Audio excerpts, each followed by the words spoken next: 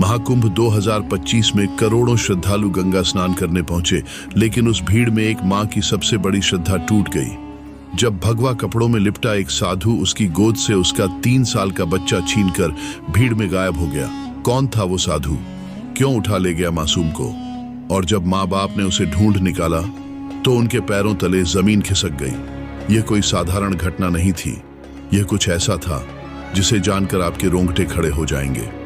गंगा के पावन तट पर फैला असंख्य श्रद्धालुओं का महासागर हर हर गंगे के जय घोष से गूंज रहा था। प्रयागराज का महाकुंभ अपने चरम पर था और आस्था की इस अद्भुत लहर में दुनिया भर से लोग आए थे। सुबह का सूरज क्षितिज पर अपनी लालिमा बिखेर रहा था जब सविता अपने 3 साल के बेटे आरव को गोद में लिए संगम तट की ओर बढ़ रही थी। उसका पति रवि आगे आगे रास्ता बनाता चल रहा था ताकि सविता और आरव को धक्के मुक्कों से बचाया जा सके। लेकिन भीड़ का प्रवाह एक बेकाबू नदी की तरह था, कभी इधर तो कभी उधर बहता हुआ। जैसे जैसे वे संगम की ओर बढ़े वैसे वैसे भीड़ और घनी होती गई। अचानक एक तेज धक्का लगा और सविता का संतुलन बिगड़ गया। उसकी गोद से आरव छिटक कर नीचे गिर पड़ा। सविता घबराई, घुटनों के बल बैठकर उसे उठाने ही जा रही थी कि तभी एक हाथ झपटकर आरव को उठा ले गया। मेरा बच्चा! सविता चीख उठी। उसकी आंखों के सामने भगवा कपड़ों में लिपटा एक लंबा चौड़ा साधु तेजी से भीड़ में गुम हो गया। उसने आरव को अपनी भुजाओं में जकड़ रखा था। रवि ने सविता की चीख सुनी और मुड़ा। क्या हुआ? आरव! कोई साधु उसे उठा ले गया। रवि की आंखें चौड़ी हो गईं। उसने चारों ओर देखा, लेकिन भगवा रंग में रंगे साधुओं की भीड़ में किसे पहचाने। सविता बिलख रही थी और आसपास के लोग उसकी ओर अजीब नजरों से देख रहे थे। कुछ ने सांत्वना दी तो कुछ ने कहा कि भीड़ में बच्चा मिल जाएगा, मगर सविता जानती थी कि यह कोई साधारण गुमशुदगी नहीं थी। रवि ने सविता का हाथ पकड़ा और कहा, हमें पुलिस के पास चलना होगा। लेकिन सविता नहीं मानी। पहले हम उसे ढूंढेंगे। मैंने देखा था उस साधु का चेहरा। उसकी आंखों में कुछ अजीब था, जैसे कोई पागलपन। वे भीड़ में इधर उधर भागने लगे, हर साधु का चेहरा देखते, हर किसी से पूछते, लेकिन कोई सुराग नहीं मिला। अचानक एक बूढ़े भिखारी ने उन्हें इशारे से बुलाया। तुम लोग अपने बच्चे को ढूंढ रहे हो ना? सविता झटपट उसके पास पहुंची। हाँ बाबा, आपने उसे देखा? बूढ़ा भिखारी धीरे से बोला। यहाँ कई सालों से बच्चे गुम हो रहे हैं बेटी। कुछ लौटते हैं, कुछ नहीं। रवि गुस्से से बोला। बाबा, सीधे सीधे बताइए, क्या आपने हमारे बच्चे को देखा? बूढ़ा आदमी सिर हिलाकर बोला, हाँ। वो साधु उसे लेकर घाट के उस तरफ गया था जहां नागा साधुओं का डेरा है। लेकिन वहां जाने से पहले सोच लो, वहां अघोरी भी रहते हैं। सविता और रवि के दिल की धड़कन तेज हो गई। क्या उनका बेटा किसी तांत्रिक अनुष्ठान के लिए तो नहीं ले जाया गया? रवि ने सविता की ओर देखा। हमें चलना होगा। वे दोनों जल्दबाजी में उस दिशा में बढ़े, लेकिन जैसे ही वे घाट के पास पहुंचे वहां एक अजीब सन्नाटा था। दूर कुछ नागा साधु धूनी रमाए बैठे थे। सविता ने कांपते हुए कहा, हमें वहां जाकर पूछना होगा। वे आगे बढ़े ही थे कि अचानक एक कर्कश आवाज गूंजी, रुको। रवि और सविता के कदम ठिठक गए। सामने एक लंबा गठीला नागा साधु खड़ा था। उसका शरीर भस्म से लिपटा हुआ था, आंखों में अजीब चमक थी और हाथ में त्रिशूल था। तुम कौन हो और यहां क्यों आए हो? उसकी भारी आवाज गूंजी। सविता ने घबराकर कहा, हमारा बेटा खो गया है। नहीं, उसे किसी ने उठा लिया है। एक साधु उसे इस ओर ले गया था। हमने अपनी आंखों से देखा है। नागा साधु ने गहरी सांस ली और उन्हें घूरने लगा। फिर उसने धीरे से कहा, बच्चों के गायब होने की बातें तो यहाँ कई वर्षों से हो रही हैं, लेकिन कोई उन्हें ढूंढने नहीं आता। तुम लोग अलग हो। रवि ने झुंझलाकर कहा, बाबा, कृपया हमारी मदद कीजिए। हमारा आरव कहाँ है? साधु कुछ पल चुप रहा, फिर धीरे से घाट के किनारे बने एक पुराने आश्रम की ओर इशारा किया। अगर तुम्हारा बेटा यहाँ कहीं है तो शायद वहां हो सकता है, लेकिन सावधान रहो। वहां जाने वाले कई लोग वापस नहीं आते। सविता ने रवि का हाथ पकड़ लिया। हमें जाना होगा। वे दोनों दौड़ते हुए उस दिशा में बढ़े। जब वे उस आश्रम के पास पहुंचे तो जगह सुनसान थी। पुराने खंडहर जैसे दरवाजे के अंदर एक हल्की सी रोशनी दिख रही थी। रवि ने अंदर झांका। एक साधु जिसका चेहरा साया में छुपा था, मंत्र बुदबुदा रहा था और उसके ठीक सामने एक छोटे से पत्थर के चबूतरे पर आरव सोया हुआ था। सविता का दिल जोरों से धड़कने लगा। वो वहीं है। लेकिन तभी उस साधु ने आंखें खोली। उसकी नजरें इतनी पैनी थीं कि सविता को लगा जैसे वे सीधे उसके भीतर झांक रही हों। कौन हो तुम? साधु ने गहरी आवाज में पूछा। रवि गुस्से से बोला, हम आरव के माता पिता हैं, उसे हमें वापस दो। साधु ने हल्की हंसी हंसी और बोला, यह बच्चा अब साधारण नहीं रहा, इसे मां गंगा ने चुन लिया है। यह हमारी परंपरा का हिस्सा बनने वाला है। इसे छोड़ने का सवाल ही नहीं उठता।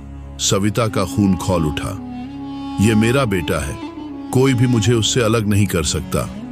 रवि ने आगे बढ़कर आरव को उठाने की कोशिश की, लेकिन साधु ने झटके से अपना त्रिशूल उनके सामने कर दिया। एक कदम भी आगे बढ़ाया तो अच्छा नहीं होगा। रवि और सविता दोनों सहम गए। यह जगह जितनी रहस्यमयी थी, उतनी ही खतरनाक भी। साधु की आंखों में एक अजीब सा जुनून था। अब उन्हें सोच समझकर कदम उठाना था। रवि और सविता के सामने त्रिशूल थामे खड़ा साधु अब और भी भयावह लग रहा था। उसकी आंखों में एक अजीब सा तेज था, मानो वह किसी गहरे रहस्य का रक्षक हो। सविता ने हिम्मत जुटाकर कहा, यह हमारा बेटा है, तुम इसे ले जाने वाले कोई नहीं होते, हमें इसे वापस दो। साधु ठहाका मारकर हंसा, तुम समझ नहीं रहे, यह बच्चा अब साधारण नहीं है। इसकी आत्मा को मां गंगा ने बुलाया है, इसे तैयार किया जा रहा है एक बड़े कार्य के लिए। रवि ने गुस्से से कदम आगे बढ़ाया। बकवास बंद करो, मैं अपने बेटे को लेकर ही जाऊंगा। साधु ने त्रिशूल को कसकर पकड़ लिया, लेकिन तभी कमरे के कोने से एक हल्की सी आवाज आई, मां। सविता का दिल धड़क उठा। वह आवाज आरव की थी। उसने पीछे देखा। आरव अब भी उसी चबूतरे पर पड़ा था, लेकिन उसकी आंखें अब खुलने लगी थी। आरव!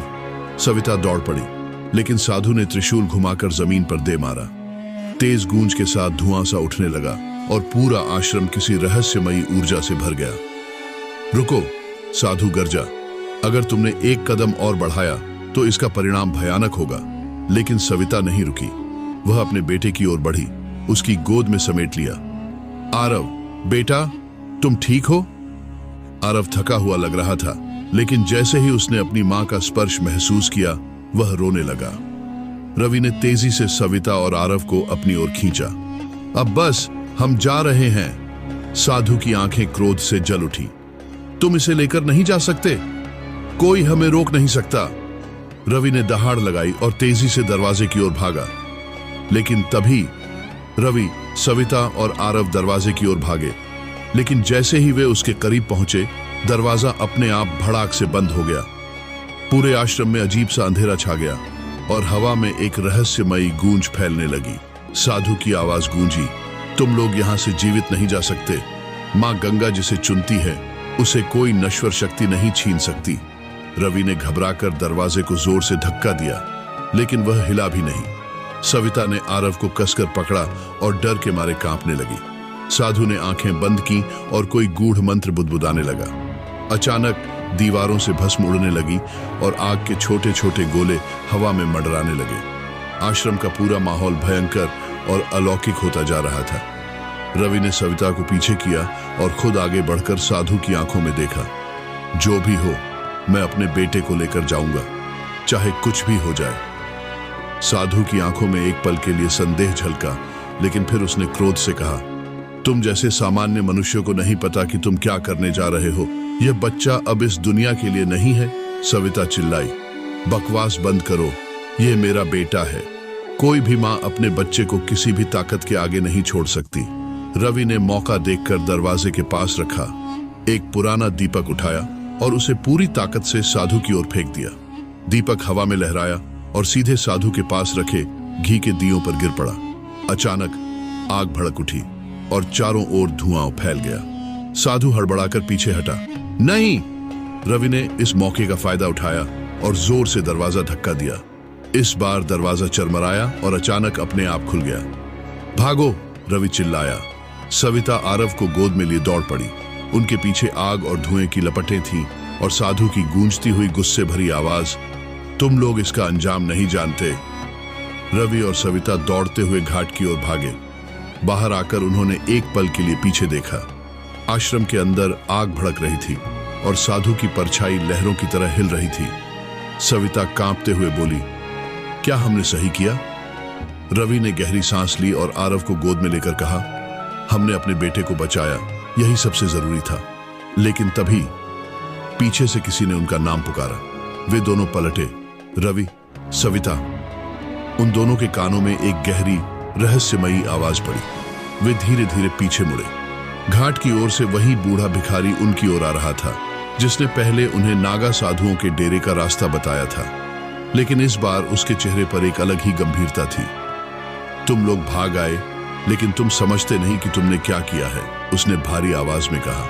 रवि ने सविता को अपने पीछे किया और आरव को कसकर पकड़ते हुए बोला, हमें बस अपना बेटा चाहिए था। हमने जो किया वो सही था।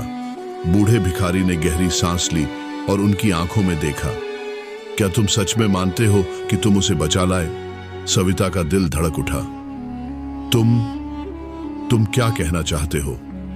बूढ़े ने सिर झुका लिया। वो साधु कोई साधारण इंसान नहीं था। वो कई वर्षों से कुंभ में खोए बच्चों को चुनकर उन्हें तैयार करता था। कुछ को साधु बनाया जाता, कुछ को किसी अनुष्ठान में बलिदान कर दिया जाता। रवि गुस्से से बोला, तो हमने सही किया उसे वहां से निकालकर। बूढ़े ने धीरे से सिर हिलाया। लेकिन तुम एक बात भूल गए। रवि और सविता ने घबराकर एक दूसरे को देखा। क्या तुमने यह महसूस नहीं किया कि तुम्हारा बेटा पूरे रास्ते एक शब्द भी नहीं बोला? सविता के हाथ कांपने लगे। उसने जल्दी से आरव को अपने सामने किया। आरव, बेटा कुछ बोलो। लेकिन आरव चुप था। उसकी आंखें भावहीन थीं। उसके चेहरे पर न हंसी थी न डर। रवि ने उसके गाल थपथपाए। आरव, बेटा कुछ तो बोलो। आरव ने धीरे धीरे अपनी आंखें उठाईं और उन्हें देखा। फिर उसके होंठ हिले और एक अजीब सी आवाज निकली। एक ऐसी आवाज जो किसी बच्चे की नहीं लग रही थी। तुमने सोचा कि मैं बच गया, लेकिन यह तो बस शुरुआत है। सविता की चीख घाट के पानी में गूंज उठी। मां ने अपने बच्चे को गोद में उठाया, लेकिन तब तक बहुत देर हो चुकी थी। आरव अब पहले जैसा नहीं था। उसकी आंखों में वो मासूमियत नहीं, बल्कि कुछ और ही था। कुछ ऐसा जिसे देखकर माँ बाप की रूह कांप गई। और फिर उसने जो कहा, वो सुनकर घाट के पानी तक में हलचल मच गई। तुमने सोचा कि मैं बच गया, लेकिन यह तो बस शुरुआत है। उस रात महाकुंभ के घाट पर सिर्फ एक परिवार की चीखें नहीं गूंजी, बल्कि एक ऐसा डर जागा जो अब कभी खत्म नहीं होगा। क्या सच में आरव वापस आया या कुछ और? अगर आपके साथ ऐसा हो तो आप क्या करेंगे? कमेंट में बताइए। कमेंट में